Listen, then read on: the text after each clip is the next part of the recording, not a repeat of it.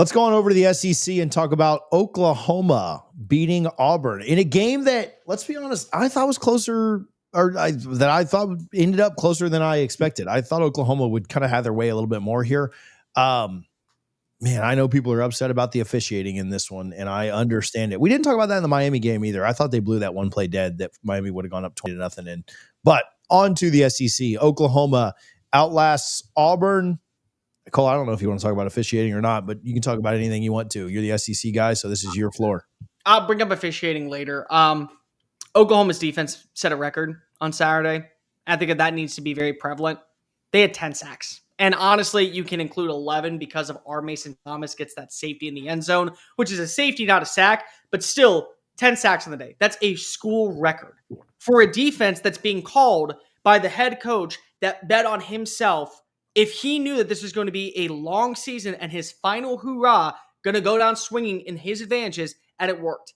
The crazy part of it all, they were winning so many one-on-one battles without their best pass rusher because our Mason Thomas was suspended for the first half of the targeting call last week against Temple.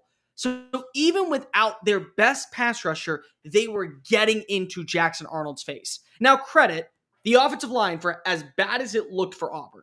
You have to remember that there are certain design runs that just work in favor of Arnold to utilize his legs and get in the open field. So on several plays that were credited as sacks, it was an already run, but because if he didn't get back to the line of scrimmage, they called it a sack. The thing that was so important about this was the atmosphere of the game. And this is why when they call it the Palace on the Prairie, there's a reason for it. It is a magnitude and a spectacle to where if you embrace what is the culture of Oklahoma football and the pageantry of what is Oklahoma football, you alter the atmosphere. How many false starts and blatant penalties were called against the offensive line because of jumps, because of the way the crowd was setting the tone to where nobody could hear the snap count and people were just moving? Constantly, Jackson Arnold was set up from a 2nd and 6 to a 2nd and 11, or a 2nd and 11 to a 2nd and 16, because of there was just so much noise coming after him. He played pretty well, in my opinion, in a lot of ways. You know, he felt like that he was comfortable in the pocket when he had time to throw. He did make some very good throws across the middle of the field. And let's be real, Guillory, who was the weak point for Oklahoma's defense yesterday, lost a lot of one-on-one battles against Cam Coleman. And you, me, and TJ, we all said, Tom, that this is a guy that doesn't have arm strength. And he probably heard that and said, okay, bet, watch me uncork this one down the field. And he did. And it was like 5 yards over the head of Cam Coleman because there would have been 2 more touchdowns in the breadbasket, and he would have had 12 scores for his career, and Oklahoma would have lost the football game. But he showed that he does have the arm strength.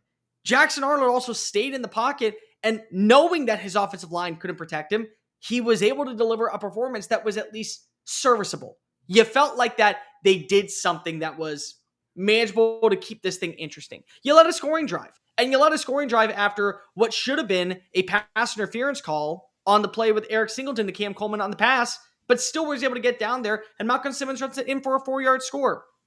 But you flip it on over to the opposing side. And as much as we want to talk about this Oklahoma defense, which absolutely deserves its flowers, and I will continuously say, Oklahoma fought their way to win that football game. Officiating aside, it didn't change the outcome, in my opinion, in a lot of ways, because I still think Oklahoma would have found a way to win that football game. But to me, what stood out the most is even if he did not have a perfect game, because he didn't, there's a certain brand of quarterback that works at that university. And the way you carry yourself and the way that you act and the way that you present every single Saturday like you are the greatest football player to ever exist is the only way to work out in Norman. And that mentality carries on over to the rest of the roster.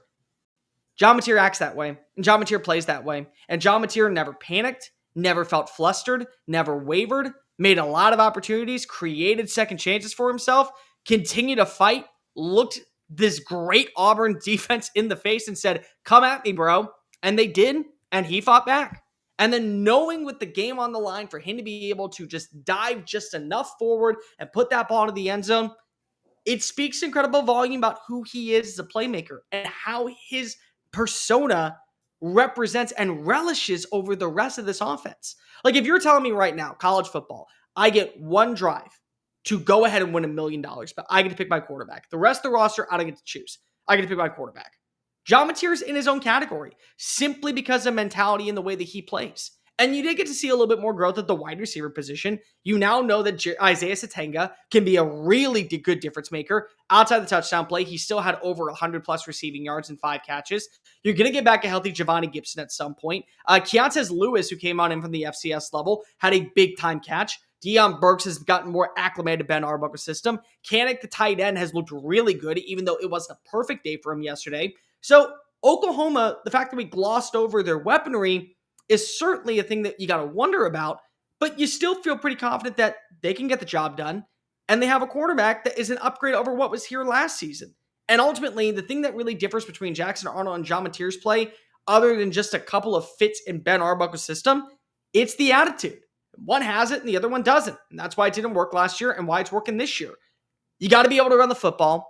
I don't think that it's a big time deal in this game because it was very hard, I think, for anybody to run the football against this Auburn defensive line. And that's a lot of credit to the recruiting staff. That's a lot of credit to the GM, to DJ Durkin, lining up schemes that took away the rushing element. But eventually you're going to get to a level of where, hey, if Torrey Blaylock or Javante Barnes or Jaden Ott is not able to be that bell cow, we're going to have our troubles. But you're not going to apologize for a win. You're not going to apologize for an ugly win in the SEC. And you're sitting at 4-0 with an opportunity to come out of the bye and go into Red River at 5-0 because let's just call a spade a spade. Kent State is not walking in to Norman, Oklahoma and getting a win at some point before we go down to Dallas in 2 weeks. It's just not happening. I will give Sleeper a little bit of love. Listen, if you're depositing, use our code CFA, get a 100% match up to $100. We will play the more or less game on Wednesday, where you pick 2 of your favorite picks or more. You can win up to 1,000 times your money. There are some free picks that you can go get right now. Like, I think Jared Goff has like 0.5 as an over-under for passing yards. So, supposing he doesn't get hurt on the first play of the game, should be relatively safe there. Bunch of free picks that you can go and stack together. Check Sleeper's terms and conditions because terms of use do apply. We appreciate Sleeper for their support. Tune in on Wednesday live at noon so we can talk about our picks. And again, appreciate Sleeper for all of their support. Love what you mentioned about the quarterbacks. I'll let Tom go here, but shout out to Oklahoma quarterback Baker Mayfield for 3 last-minute drives to get the Tampa Bay Buccaneers, here where I live, to 3-0. But, I mean, he's right. That moxie that you have to have as a quarterback at Oklahoma certainly exists. So, shout out. I just had to shout out Baker for that real quick for the Oklahoma folks and any Bucs fans that are watching too. Tom? Those Buccaneer throwback jerseys, they should do that. Every week. All the time. Every All week. white, especially. The all white looks nice. They lost about 1 billion games in those. I think that's why they took them away. To Cole's point, neither team could run the ball. 1.9 yards per carry for Auburn, 1.2 yards per carry for Oklahoma. So Oklahoma is going to have to figure that out to win some higher level ball games. The interesting thing about Auburn is like their variance is going to be significant through the entire season. There are going to be big time games where they step up and they could surprise some people. Just taking a look at who they've got at Texas A&M, I don't count them out. Hosting Georgia, all right, but they can still hang in that game. Mizzou, that should be a shootout. We were expecting this to be the over, and it was actually a little bit more of a defensive battle than we were expecting. But at the same time, like they could go to Fayetteville and Taylor Green and company could get them. It's just kind of there's this up and down inconsistency with what you see from them from time to time. But I like the fact that they found options outside of Cam Coleman. Coleman still 3 for 88 and a touchdown on 7 targets, but Eric Singleton really stepped up with 11 targets and 9 catches. Cam Coleman reminds me of Chris Henry, formerly of the Cincinnati Bengals.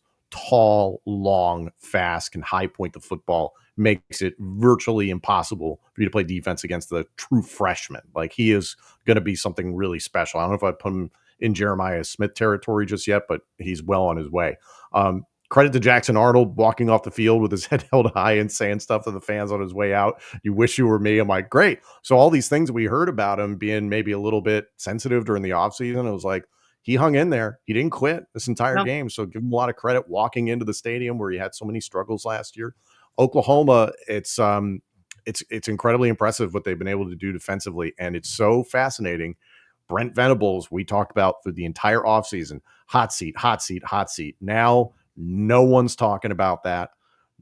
People are talking about John Mateer for Heisman. Is this the best defense in the country? And if Dabo Swinney gets drunk at night, he is absolutely drunk dialing Brent Venables. I miss you. Please come back to Clemson. I mean, this was a really eye-opening game for a lot of reasons, but it is going to be a dogfight at the top of the SEC to see who really makes it into the title game, because it feels really wide open at this point. Like, I think you can kind of pencil in Georgia, but outside of that, kind of anybody's game, and I could see Oklahoma kind of finding their way. You never know.